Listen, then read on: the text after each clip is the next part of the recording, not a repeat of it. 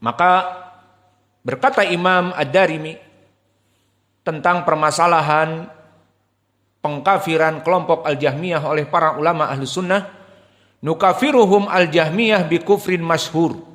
Maka kita mengkafirkan Al-Jahmiyah dengan kekufuran yang masyhur. Maka Imam Ad-Darimi pun dohirnya dari orang yang mengkafirkan kelompok Al-Jahmiyah. Dari apa? Awalan, wahum yakdzibu, dengan apa? Takdzibuhum binasil kitab, di mana mereka mendustakan nas Al-Qur'an.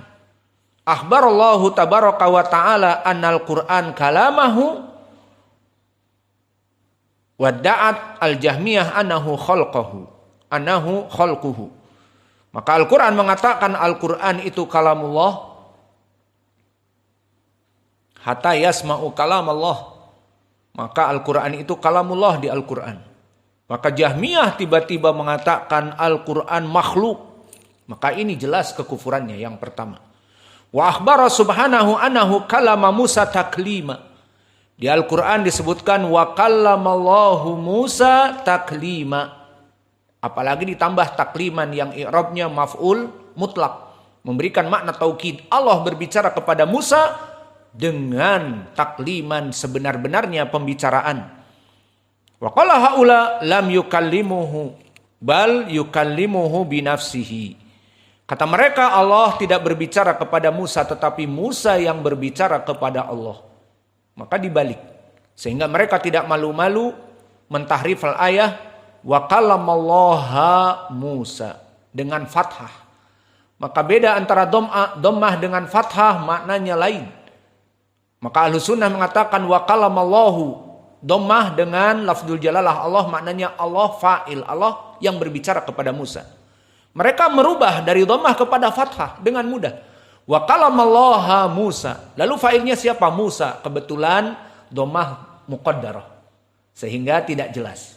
Yang jelas hanya fathah di lafzul jalalah Allah yang diinginkan busuk di sini.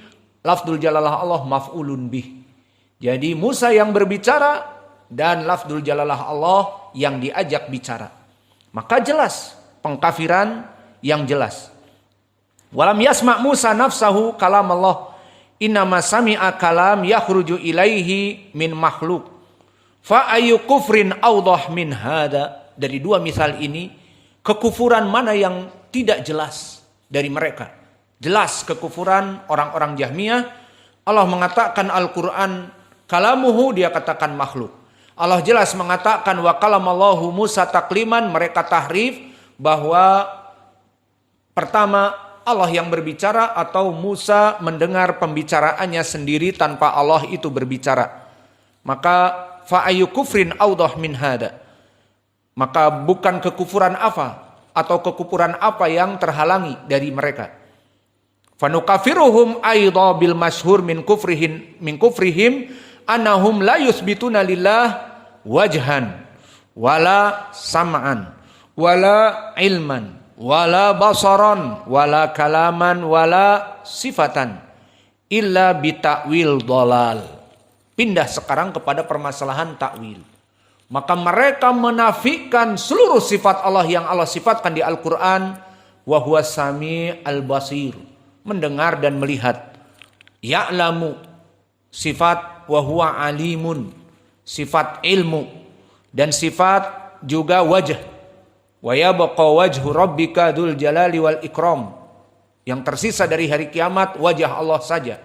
Maka dinafikan wajah, sifat mendengar, sifat ilmu, sifat melihat, sifat kalam wa kalamallahu Musa, dan sifat-sifat yang lain dinafikan dan ditakwilkan.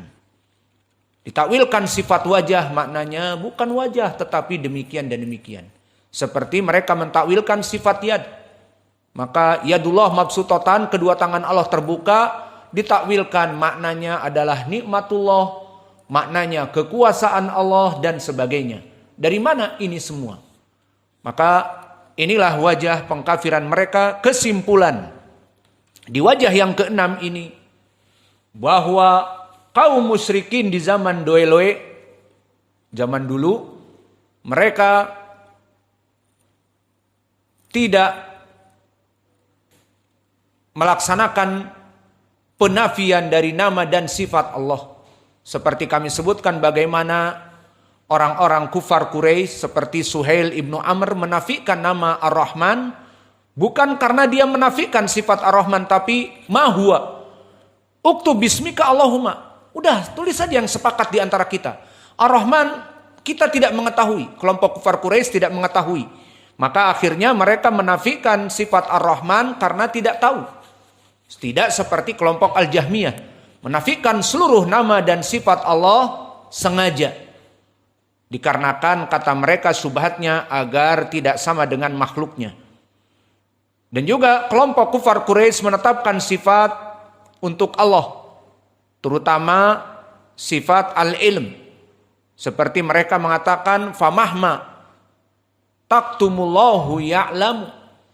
Maka bagaimana pun kamu menyembunyikan di hatimu apa-apa untuk Allah, maka Allah pasti akan mengetahuinya.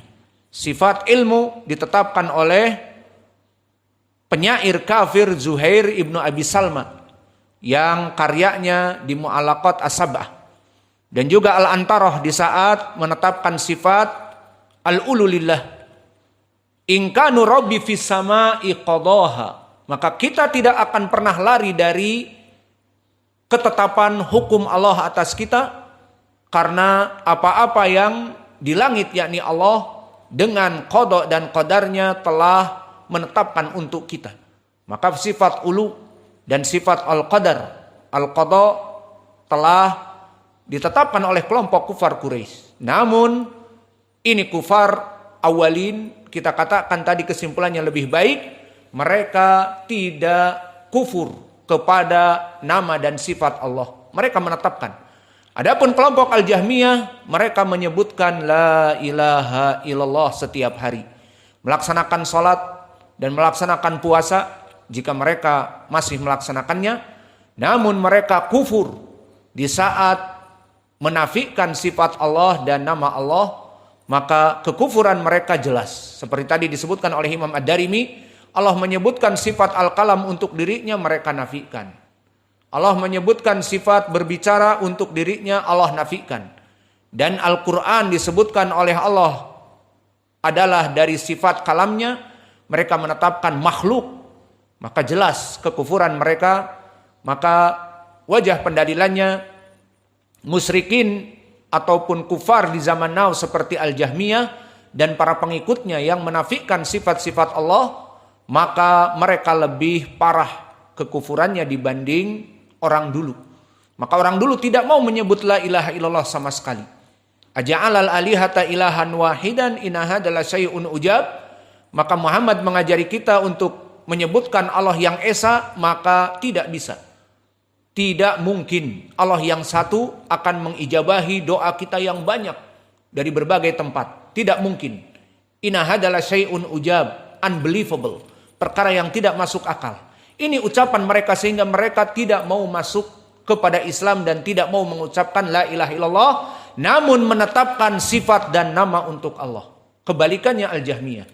Mereka salat 5 waktu, bersyahadat asyhadu an la ilaha illallah wa anna Muhammadan Rasulullah. Berbeda dengan kufar Quraisy menyebutkan nama la ilaha illallah dan masuk Islam, namun lancung kepada Allah kekufurannya. Mereka tidak mau menetapkan seperti kufar Quraisy menetapkan sifat ilm dan antarah yang menyifatkan Allah di atas langit, dan Allah menetapkan qada dan qadar. Maka orang-orang Jahmiyah terbebas dari sifat qada dan qadar, tidak menetapkan Allah di atas langit dan tidak boleh Allah di atas langit, dan seterusnya. Maka mereka orang-orang yang kufar dan lebih parah kekufurannya dari orang-orang terdahulu. Maka dengan ini alhamdulillah pada tanggal 19 Dzulqa'dah 1444 Hijriah ini telah kita menyelesaikan kitab Al-Mumti' syarah dari Al-Qawaidul Arba'. Maka dengan ini kami menetapkan bahwa kami telah memberikan syahadah kepada orang-orang yang hadir di sini. Dari syahadah dari kami telah mengajarkan ilmu di Fakultas Tauhid dari kitab bernama Al-Mumti' Syarah Al-Qawaidul Arba', dan insya Allah syahadah ini bisa dicetak oleh kalian dan bisa dibawa untuk meneruskan pelajaran ke Yaman ataupun tazkiyah untuk ke Saudiyah. Maka semua yang hadir di sini bisa mengambil dari syahadah.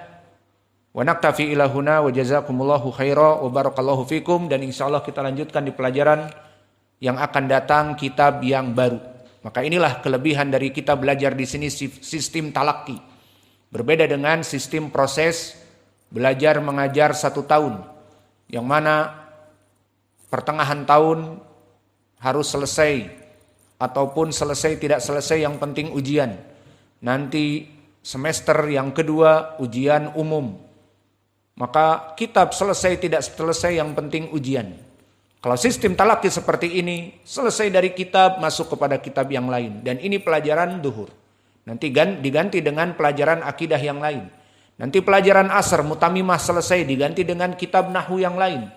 Dan sebentar lagi kitab misalnya fikih sembelihan selesai dimasukkan kepada kitab fikih yang lain. Maka terus menerus ilmu kita memberikan dan antum mentransfer, dan itulah kelebihan dari sistem talaki, dan itu sistem yang digunakan salaf di zaman dulu. Di zaman Nabi kepada para sahabatnya, dan para sahabat kepada para tabi'in, dan para tabi'in kepada itba'ut tabi'in, dan para muhadditsin dan ulama di zaman dulu dengan sistem seperti ini. Tidak 6 bulan pertama ujian semester, kemudian 6 bulan kedua ujian akhir, nanti naik kelas, jadi kelas 2, kelas 3, lalu kalau udah kelas 5 ya sudah selesai. Berarti kalau sudah LC sudah pulang. Kalau sudah S2 ya sudah pulang. Paling banter kepada doktur, selesai sekolahnya. Mau nambah lagi jadi 10 tahun, jadi 15 tahun, ya sudah selesai, cukup. Tinggal nongkrong di rumah mengajar, nanti ada waktunya naik jadi profesor. Enak kan? Zaman sekarang berbeda dengan zaman dulu. Maka zaman dulu Atha Ibnu Abi Rabah belajar dengan Ibnu Abbas puluhan tahun. Dan begitupun Ibnu Jurayj berkata, aku belajar dengan Atha 18 tahun. Dan begitupun para ulama, Sufyan Ibnu Uyainah duduk dengan Amr Ibnu Dinar, dan Muhammad Ibnu Ja'far Gundar duduk dengan Syu'bah 18 tahun. Maka mereka menjadi alim ulama karena terus menerus belajar. Bukan tertipu dengan gelar dan belajar 1 tahun hanya 8 bulan, 3 bulan libur pulang ke negerinya. Libur 3 bulan kemudian masuk tingkat 2. Masuk lagi tingkat 3. Masuk lagi tingkat 4 LC, sudah. Dapat gelar, senang, selesai belajar. Maka tidak seperti itu belajar yang diinginkan di dalam agama Islam ini. Walhamdulillah selesai kitab Al-Qawaidul Arba dari sistem talaki kita, dan insya Allah kita lanjutkan dengan kitab yang lain tanpa harus menunggu semester baru, tanpa harus menunggu akhir semester. Maka selesai hari ini insya Allah dilanjutkan dengan kitab akidah dan tauhid yang lain. Wal muadzin